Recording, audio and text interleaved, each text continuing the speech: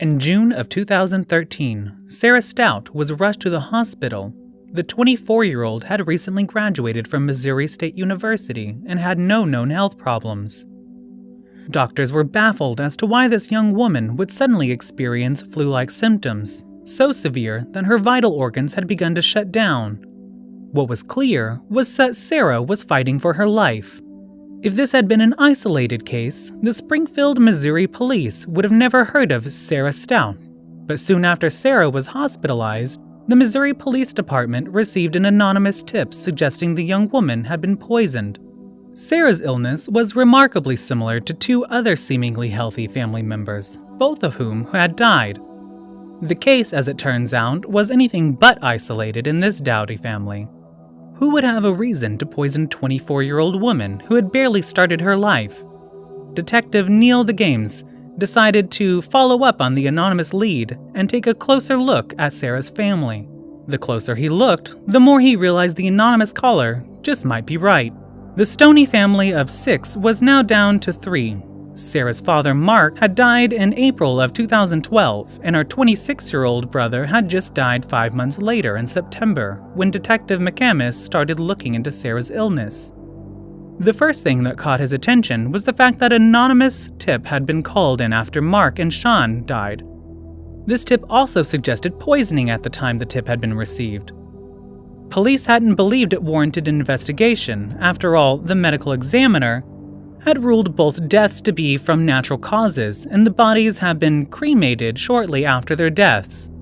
One anonymous tip alone wasn't enough to raise alarms, but 2 anonymous tips and 2 dead family members, with a third in critical condition, in a little over a year's time, that warranted a careful look. We make a mistake. The medical examiner's reports on the father and brother he found some troubling similarities.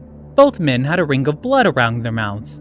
When they died, although his wife Diane said that 61-year-old Mark doubts that he had seizures in the weeks leading up to his death. He had no documented history of any illness or health problems. 26-year-old Sean was autistic and did have a history of seizures, however. There were no other health-related conditions to account for his flu-like symptoms or sudden death. Concerned detectives now went to the hospital and spoke to several nurses, staff members, and physicians about Sara's illness. Sara's nurses said that her mother's behavior had been extremely odd, especially under the circumstances. Diane rarely came to visit her daughter and barely spoke to her when she did. She didn't even seem curious or concerned about her daughter's condition, and had even jokingly made it clear that her daughter's medical problem was not going to wreck her plans for an upcoming in-Florida vacation. One doctor said that after performing several medical tests that failed to detect the cause of Sara's organ failure, had wondered if she might have been poisoned. To get a better understanding of the family dynamics, police brought Diane and her 22-year-old daughter, Rachel, into the station for an interview. Diane said that she and Mark had met while attending St. John's College, a 2-year school in Wintle, Kansas, affiliated with the Lutheran church they married on December 28, 1985.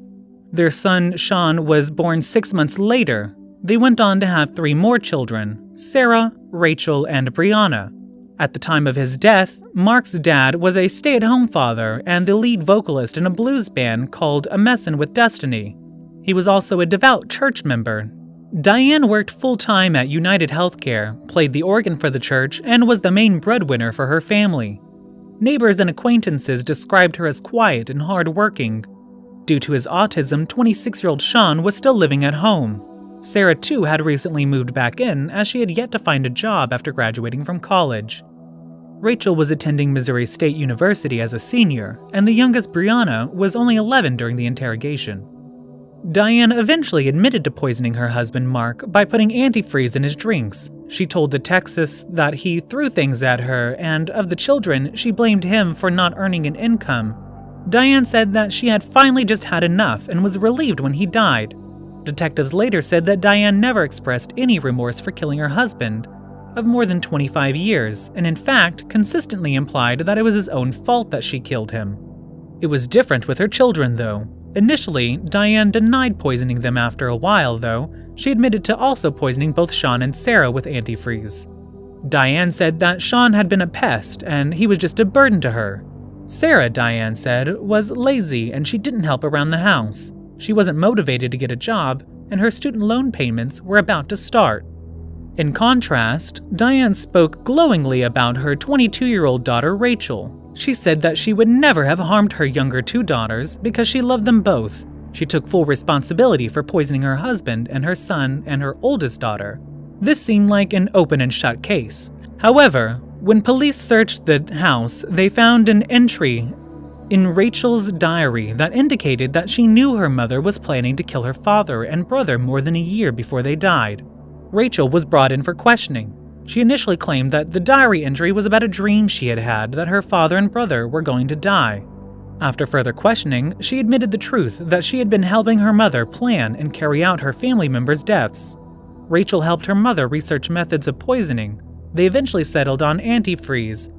The antifreeze, sold in local stores, had a bitter flavor to prevent people from accidentally drinking it, so they specifically looked for antifreeze with no taste and bought it online. Rachel claimed that she initially argued with her mother about poisoning her brother Sean. She wanted to put him in assisted living instead, but eventually gave in to her mother. She also said that the only reason that they had called an ambulance for her sister was so that Sara wouldn't die at home. They weren't trying to save Sara's life. Rachel just didn't like the feeling left in the house after her father and brother had died. So she wanted Sara to die in the hospital instead, according to Rachel. The plan was that Brianna, her 11-year-old sister, would die next. Only Rachel and her mother Diane would be left now, the carefree mother and her golden child Rachel.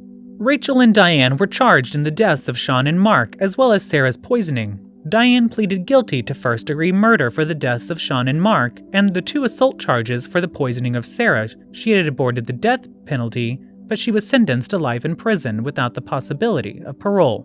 Rachel took a plea deal which reduced her charges to secondary murder. She was sentenced to life in prison with the possibility of parole, and will be eligible for parole after 42.5 years behind bars. Sara survived the poisoning attack, but she will deal with the neurological damage for the rest of her life, as well as the reality that her own mother and sister destroyed their family and tried to kill her. She currently lives in an assisted living facility and says she forgives her mother and sister because she's a Christian, and this choice allows her to feel like a survivor instead of a victim. The anonymous tipster turned out to be the pastor at Diana and Mark's church, who, after watching this series of events unfolded at the Stout house and observing Diane's indifference to her family, could no longer keep silent. We all learn what love is from the people who raised us. Unfortunately, Diane's distorted idea of love teaching her daughter Rachel their being special and getting her mother's love and affection was more important than right and wrong, and ultimately included killing off her father and brother, and for Rachel being the favorite child, carry a high price tag: imprisonment for the rest of her life. Thank you for watching this video. If you haven't already subscribed to our channel, please subscribe, and if there's a particular case you'd like us to cover, please let us know in the comments.